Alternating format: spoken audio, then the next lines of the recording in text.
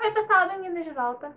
Esse aqui é o Teleligado. Se você ainda não me conhece, meu nome é Raíssa e eu sou dona do Instagram Teleligado, que faz resenhas de filmes, séries e livros.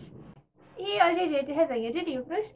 E o livro escolhido de hoje é o livro A Casa de Vidro, que eu li durante a semana Adote o Autor Nacional, que, por sinal, é um projeto incrível criado pelo Instagram Epifania Literária, que é minha parceira, linda Duda. A Semana Adote um Autor Nacional consiste em fazer posts consecutivos durante uma semana, como se fosse um tipo de leitura coletiva, onde cada IG escolhe um autor nacional e um livro desse autor para poder adotar durante essa semana. E o livro que eu escolhi esse mês foi A Casa de Vidro, que foi escrito pela Ana Fagundes Martino. Se você quiser estar acompanhando as minhas postagens dessa semana do Adote um Autor Nacional, é só me seguir lá no Instagram, que todas as minhas postagens estão lá. E as postagens que são da semana Adote um Autor Nacional tem esse símbolozinho aqui, bem no cantinho da foto, que é para facilitar para que vocês consigam achar as fotos dessa semana, em específico, que fica lá meio misturado com todas as outras. Então, é só ir lá no Instagram, que vai estar todas as postagens lá, com minhas primeiras impressões, quotes do livro, etc. Enfim, vamos para a resenha desse livro que conquistou meu coração, mesmo não sendo de um gênero que eu normalmente leio. A Casa de Vidro fala sobre uma mulher chamada Eleanor que, em sua juventude, conheceu o estranho jardineiro chamado Sebastian. Sebastian tem um dom natural para plantas e transforma o jardim morto da casa de Eleanor em um verdadeiro show de cores e espécies que ninguém nunca tinha visto naquela região antes. Nós descobrimos depois que esse dom dele tem uma fonte de certa forma mágica e acompanhamos Eleanor enquanto ela descobre mais sobre o passado dele e sobre de onde ele veio. Gente, esse livro ele me pegou de surpresa pelo fato de eu ter gostado muito dele, justamente pela história, pela escrita e pelo fato dele ser de um gênero que eu normalmente não leio muito, né? Eu já li outros livros de fantasia, sim, mas eu geralmente não gosto muito, eu prefiro outros gêneros. Mas os motivos de eu ter gostado desse livro vão muito além da história e dos personagens. E encaixa muito no tipo de escrita da autora e na forma como ela apresenta os personagens pra gente. É tudo muito amigável e, sabe, flui naturalmente. Faz com que, mesmo que você não goste do estilo de livro que ela tá apresentando, você vai gostar da história porque a forma como ela escreve, como ela apresenta os fatos e os acontecimentos pra gente, é não consigo explicar, não consigo achar uma palavra que se adeque perfeitamente com o que eu gostaria de descrever para vocês.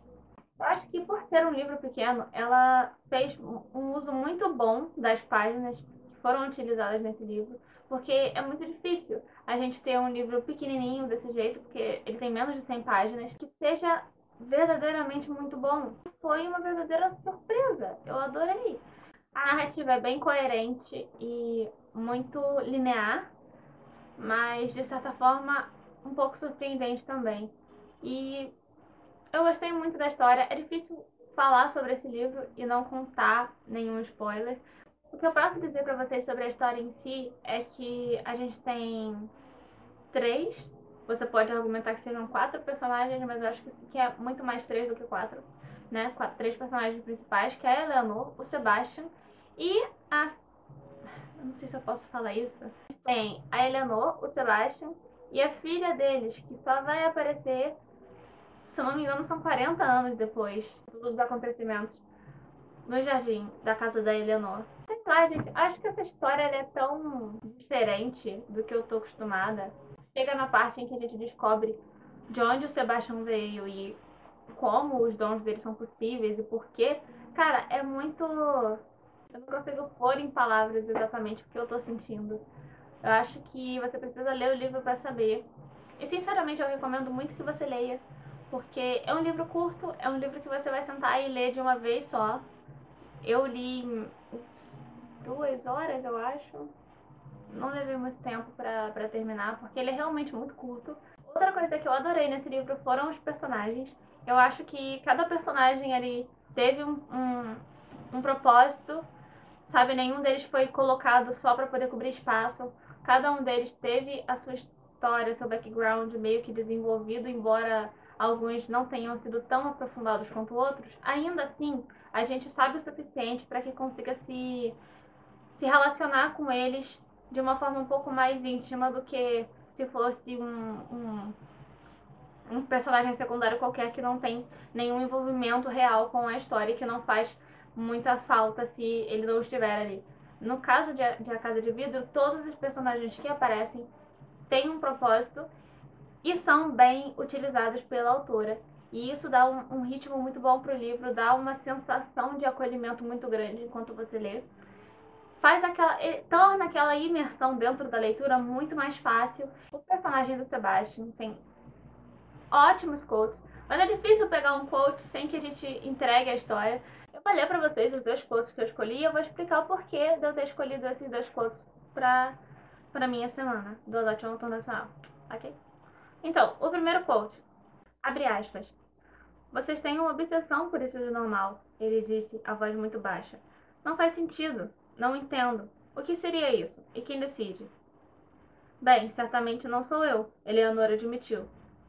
Se não é você quem decide, por que então se preocupa tanto? São só flores. Fecha aspas. Esse quote, pra mim, ele é muito importante porque ele é muito atual.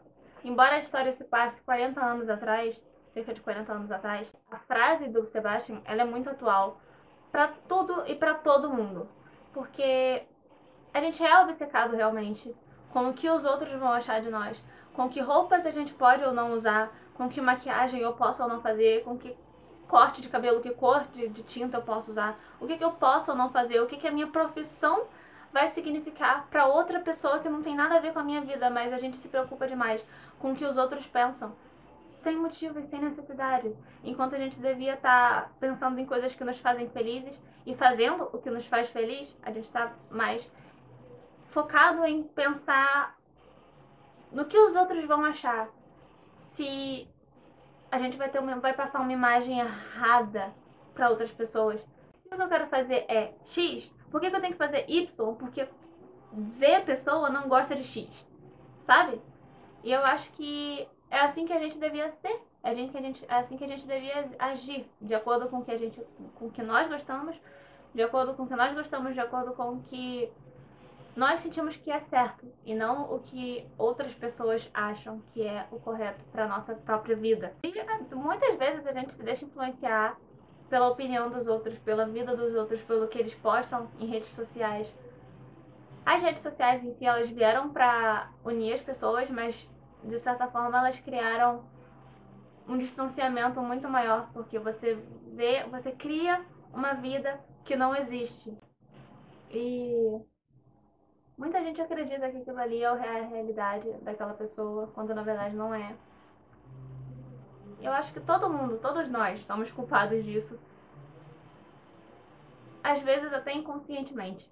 Você acaba fazendo, repetindo aquele mesmo padrão de comportamento, mostrando sempre só o lado bom, até porque quem é que quer mostrar o lado ruim da vida, na verdade? Eu vou ler agora pra vocês o segundo quote que eu escolhi. Abre aspas. É que você é curiosa. Eu vejo isso nos seus olhos. Eu te disse como eu vejo o modo que vocês fazem. E dá pra ouvir a pergunta dentro da sua cabeça como se você tivesse falado alto. Mas não pergunta, não se atreve. A barreira do seu gênero de novo.